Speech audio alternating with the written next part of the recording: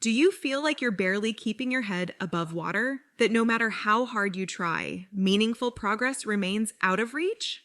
Heather gets that. She battled an eating disorder for years before seeking help. Now in recovery, Heather is here to tell you that positive change is possible even when it doesn't feel that way. Join her as she shares openly about her struggles and small triumphs.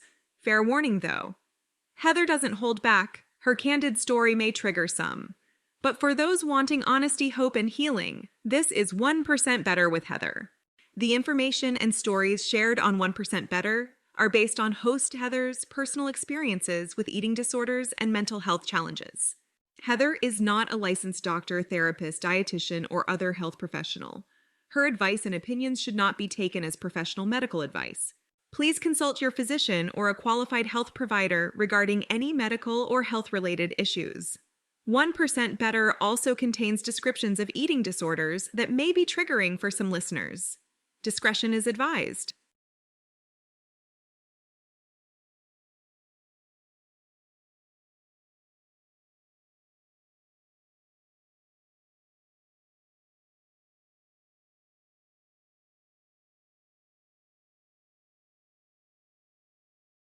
Hey there, my little gaffers, and welcome to 1% Better with Heather.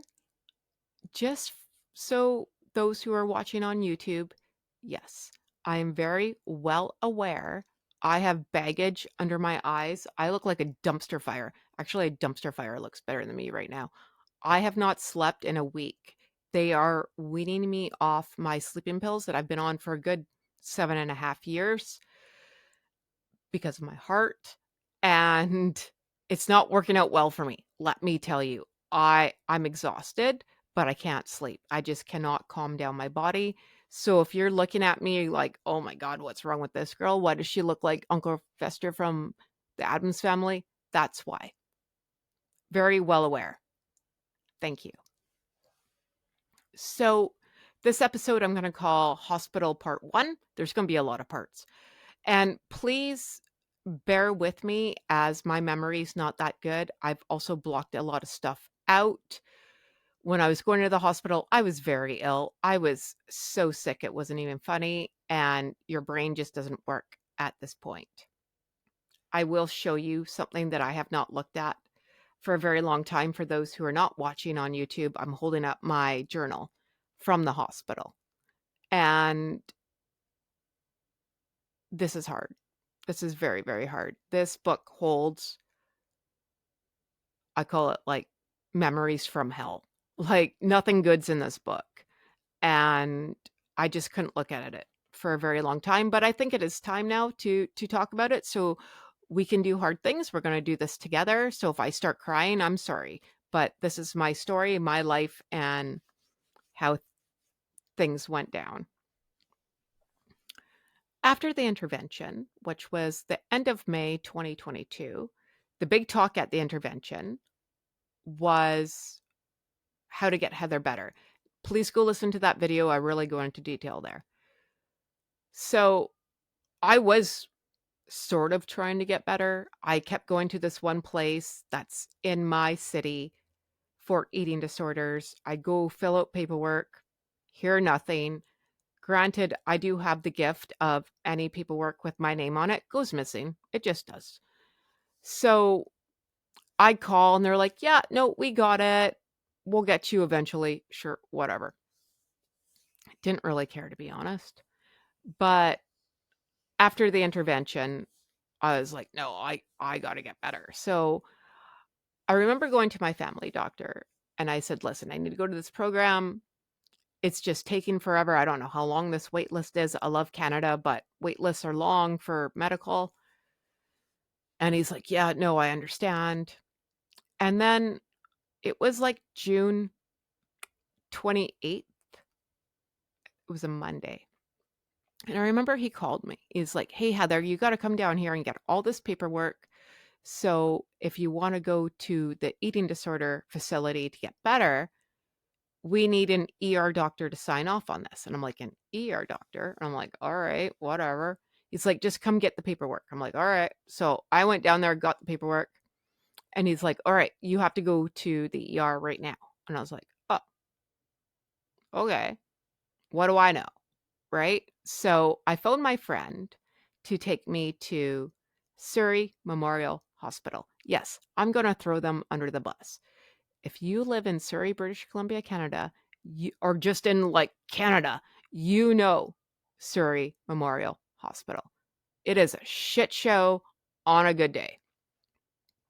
So I'm like, I'm not paying for parking. Forget it. I'm going to be here for like the rest of my life because the wait is long. So she picks me up, she drops me off. I go with my paperwork. I get in the lineup to get into like registration. And that's where they take your vitals and everything too, right? So 20 minutes later, I get up to the front. The poor girl has to go to peds to go get my blood pressure cuff because my arm's so tiny. And she gets back, she takes all my vitals, whatever.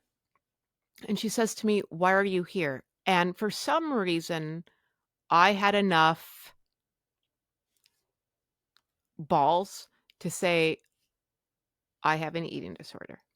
And she's like, "Oh, okay, come with me." Boom, right in the back. That has never happened. Ever. Ever, ever, ever. I was like catapulted right into the back to go see a doctor.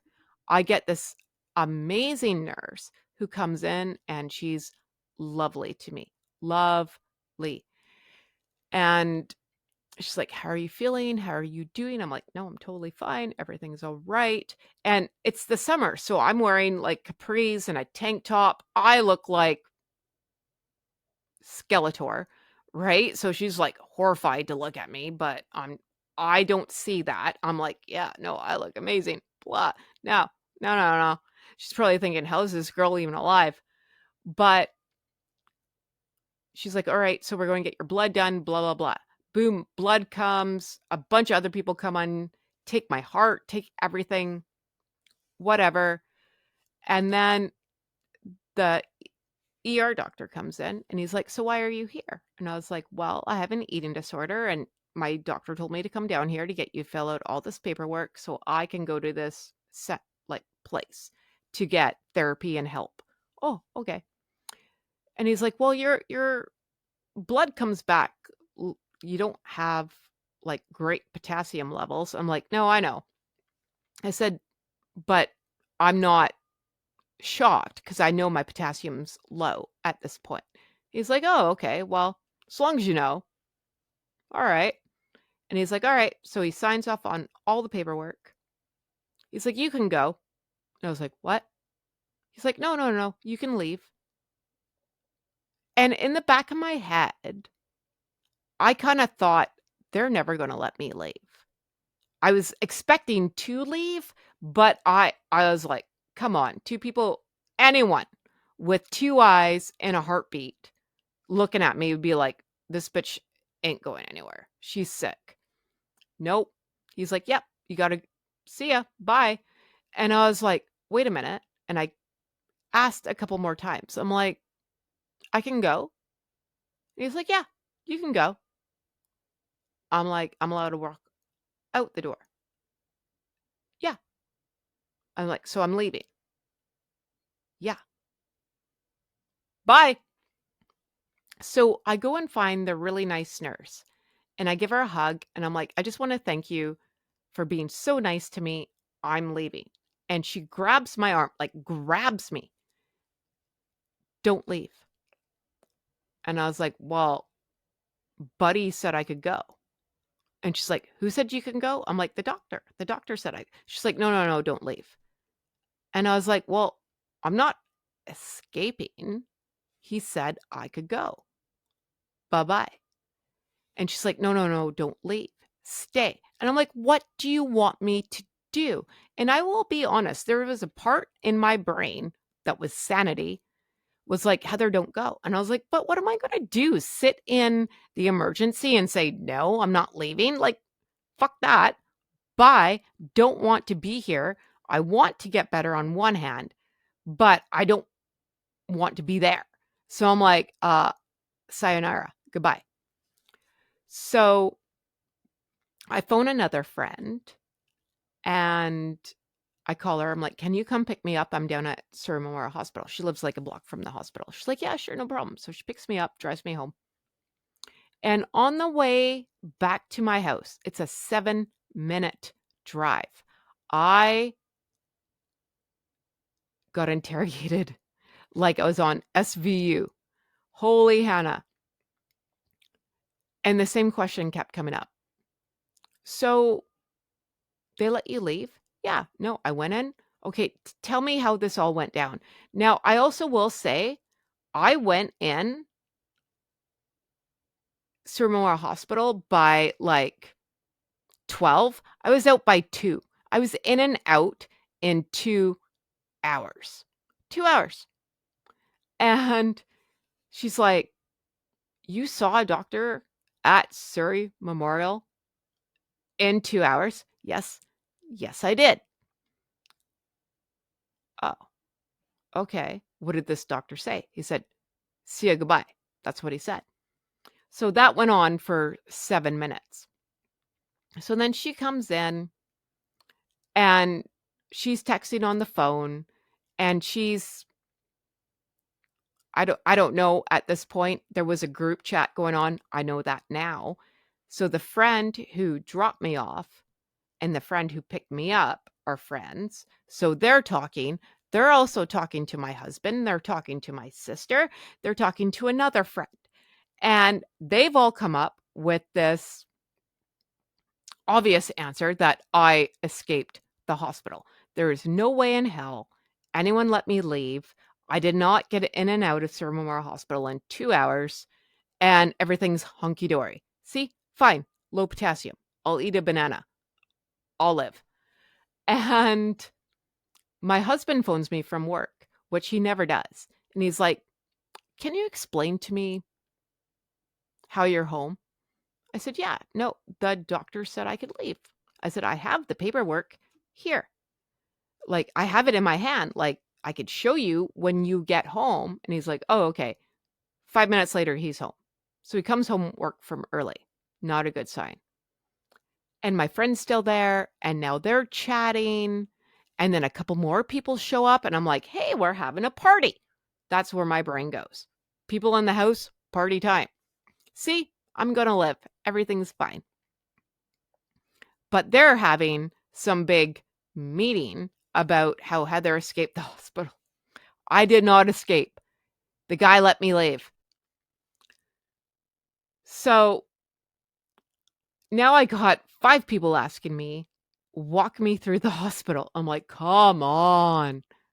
You got to be kidding me. I did not escape. I'm fine. And that's now my narrative. I'm fine. You guys are all crazy. See, why would a doctor let me leave the hospital if I was not fine? I'm totally fine. I just need to eat a banana, low potassium, blah. And that went on all night for them. In my head, though, still a party. Everything's okay until the next day. 1% better every day. Take care of you.